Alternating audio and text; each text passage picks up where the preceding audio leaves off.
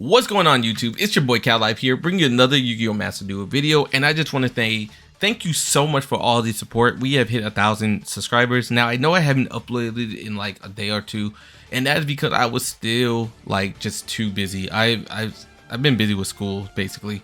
But anyways, we are going to be playing some more Swordsoul. I went ahead and updated it. A lot of people were complaining about my last one being not 40 cards, and honestly, bro, I have so many decks of Swordsoul where it's just 40. But I decided to go back down to 40 just so you guys can, you know, enjoy seeing 4-0. I don't know. But anyways, this is a deck. I decided to make one change. I added in a Crimson Blader, and by adding in Crimson Blader, I removed the Archnemeses Protos just because this card is actually really good. It's still, this card came out years ago, bro, and it's still able to put in work. Basically, you go ahead and destroy a card you can't normal or special summon level 5 higher monster during the next turn. So that basically stops this deck, right? But yep, this is the deck. Hopefully you guys enjoy. See ya. Okay, so we are going to be going first. So we're going to start off with the Ashuna, you know, just like the regular basic plays. And then from Ashuna, we can go into the Monk of Tenyi. Now, I do summon out the Adhara first. And the reason we do that is because we don't have any effect monsters, which is going to allow me now to go ahead and get off the Vishuda by removing the Ashuna in the graveyard. And then we can now go ahead and literally synchro into Chai Chao.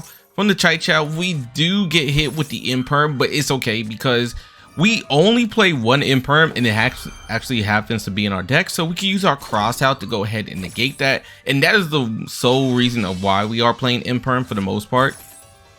Plus, if we do open up with it, it also is pretty good. But anyways, we're gonna go ahead and grab ourselves a Mo Ye. From Mo Ye, we're going to go ahead and select our other Swordsoul in our hand, summon out the Adhara.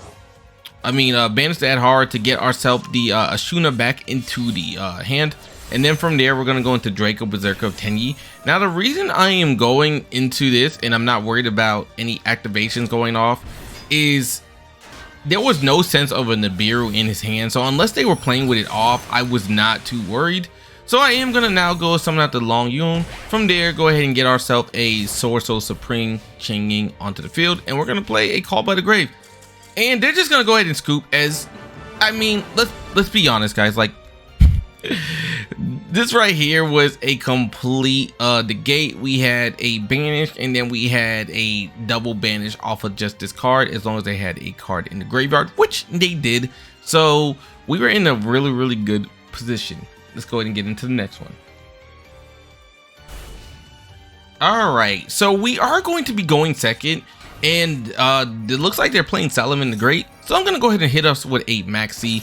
Now, thanks to Maxx C, I am able to either stop their plays or just draw cards based on if they choose to keep summoning. I'm going to assume because they're playing Solomon the Great, they're not going to keep summoning. So we actually end up ending their turn with 2 face downs, and they actually end up playing a rivalry of the Warlords, which I'm not too worried about. So I do summon out Ecclesia, and then I just go ahead and attack over. Now, the reason that I did this is just in case I needed a card in the graveyard. Plus it was enough just to go ahead and attack over Solomon and Great Foxy, and I wasn't really sure what they had else face down.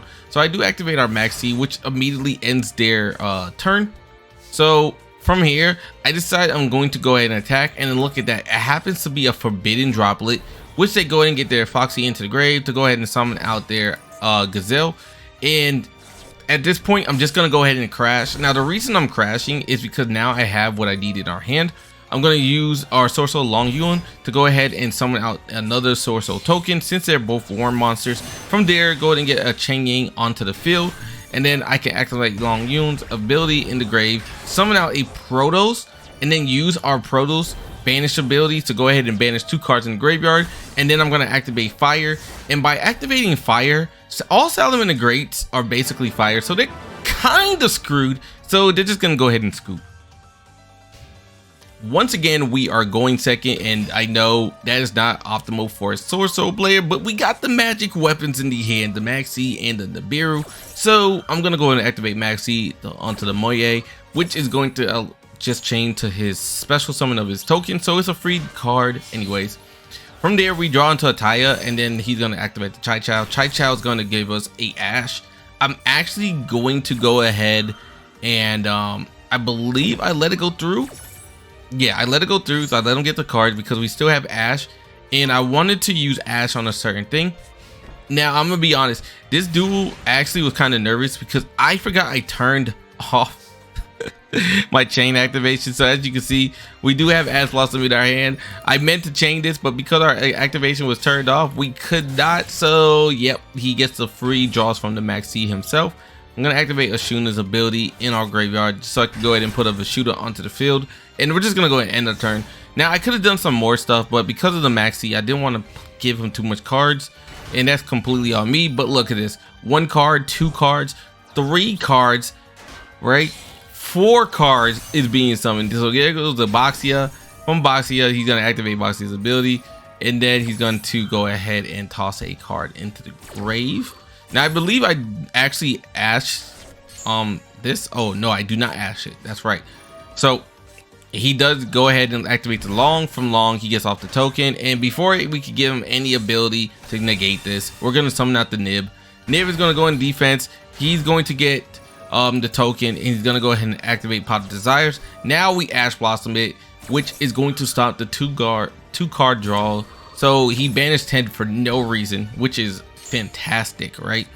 So I believe he activates the Ashuna's ability to get off a Vishuda into the grave, then activates Vishuda to send back our Nib into our hand, which was a little curious about, but you know, it is what it is. So now we do draw into an Adhara. I'm going to summon out Ecclesia. From Ecclesia, we're going to actually get ashed. So at this point, I know what you're thinking, like, what else could we do? Well, we got some good cards, and since that was only a special summon, I'm going to actually special summon Adhara. From there, get a Monk of Tenyi onto the field, activate Adhara's ability. We're going to go ahead and get out the Ashuna from the grave, activate Ashuna's ability to go ahead and summon out the Vishuda, and then from there, I'm going to go into another Monk of Tenyi. He's going to activate Blackout, and the reason why I decided to do this, I needed to bait out the Blackout, which I do. So we just go ahead and banish that, get our token. We're going to go ahead and send back the Vishuda, the Nib token, and now we get a Chai Chow. And I believe they just go ahead and scoop at this point. If I remember correctly, this is like a pure scoop. I can't remember. We get the Mo Ye into the grave, the Chai Chow. No, okay, so we activate the Swordsoul Emergence, and this is when they decide to scoop. Yep. So GG's to them, man. All right, so here comes our next match, and we are going to be going first, and this is actually very nice to see. So I'm gonna go ahead and summon out the Ashuna, then from there go into the Monk of Tenyi. From there, summon out the Mo Ye. Reveal that we have a Swordsoul Emergence. That way they don't know that we have Blackout in our hand, and then go into the Chai Chow. From Chai Chow, I'm going to actually go ahead and basically add a card, and then we can also go ahead and add and draw a card. We draw into a second Nib, which is pretty lackluster, but is what it is.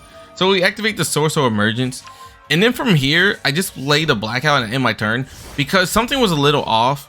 I felt like something was going off in their hand, so I just want to go ahead and stop the plays. And look at that, we happen to be going against a Thunder King Kaiju Numeron player. So at this point, man, I'm not even shocked. I run into Numerons all day, bro. Like, so they're gonna go ahead and summon out their Numeron, and guess what? We're actually gonna Nib since the Kaiju was their 5th summon. So yep, we're gonna go ahead and give them a token. We're actually stronger than its counterpart, so we're gonna go ahead and get Ashuna into our hand. I'm gonna activate the Longnyuan in the hand, summon out the Ashuna, then go ahead and get our token. Now from there, I'm going to actually summon out the Changing, and the reason I did this is because I'm going to be banishing his cards. So now we summon out the Taia, banish 1 card. Now we're just gonna go ahead and banish. He's going to activate this, which was a little questionable. Like, why would you target the Taia instead? But you know, it is what it is. So because of that, we actually are able to go ahead and banish 2 cards, which we do, and by doing that, we just have them scoop. So GG's Numeron. All right, now this is going to be our last duel of the day, and we're going to be going first once again. So we had a pretty good mix of going first, going second games, and as you can see, we were on a roll here. So we're going to go ahead and summon out the Mo Ye. From there, get out the Chai Chow, And then from Chai Chow, we're going to go ahead and activate the ability. So, you know, just like the bread and butter stuff. I'm pretty sure you guys are so tired of seeing this, but probably not. If you're a big Swordsoul like lover, then you probably love seeing this combo. Anyways, we do decide to go ahead and take out the Sacred Summit, and the reason we do is because we can get the Taia into the grave. So from there, we're gonna go ahead and get ourselves a Baron de Fleur, and then from there, activate that ability. So use the Summit to go ahead and summon out the Taia once again. Use Taia's ability to go ahead and banish the spell card. We're not going to level anything up. We're just going to go into a Draco Berserker of the Tenyi, and then we're going to go ahead and toss the Ashuna into the graveyard, playing a Call by the Grave face down. Now at this point, we are in a really good spot. We have a negate, a banish, and we have another negate as well on the field.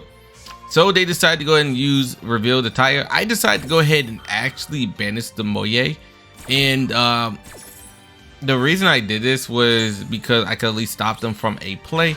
And then from there, they're going to activate this, which is going to toss the card to the graveyard. We're going to go ahead and negate that.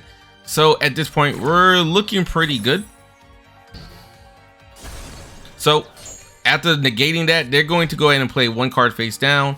And I'm going to be honest with you, I don't know what they could do at this point. So they're just going to go ahead and scoop. Not even sure why they even got to the second turn, but it is what it is, right? Anyways, guys, thank you so much for enjoying the video. I hope that you guys really like seeing people just rage quit. This deck is so toxic. I'm telling you right now.